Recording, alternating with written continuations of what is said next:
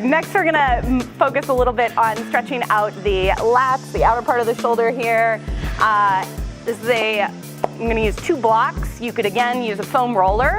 If you're in a gym and you have a bench, you could use your elbows on a bench. But I'm gonna pretend we're in a yoga setting and all we've got is blocks.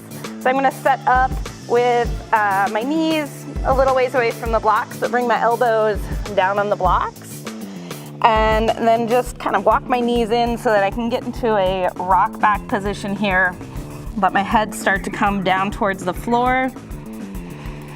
And then if I want to deepen the stretch, I can just bring the hands, bring behind the head. So you should feel a stretch through the outer part of the shoulder into kind of the back of the armpit. You can stay here for a few breaths. Sometimes if my elbows are feeling a little bit crunchy, I guess I would say, if my elbows aren't feeling great that day, I might do a little bit of extension of my arm and then bend to kind of come in and out of the stretch just a little bit. Bringing the hands behind my head and then reaching them forward. And stay here for 5 to 10 breaths and then push yourself up. So that's a good one just to bring a little bit of opening to the back of the shoulders. In order to kind of continue to strengthen that area as well as stretch it.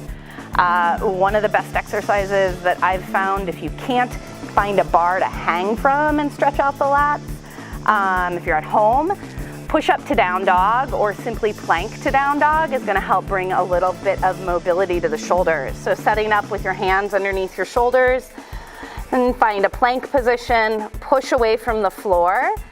And then just using your exhale to press the hips up and back and the chest towards the thighs. And again, I'm really reaching down into my hands. It's a lot of work and a lot of press down into the floor to press my chest up and back. If your calves or your hamstrings are a little tight, bending your knees a little bit will help you get a little bit more press back into that stretch. If you want to add a little dynamic movement to this, just come forward. You can do a push-up and then press back. And again, I'm looking to press my hips up and back, press my chest towards my thighs.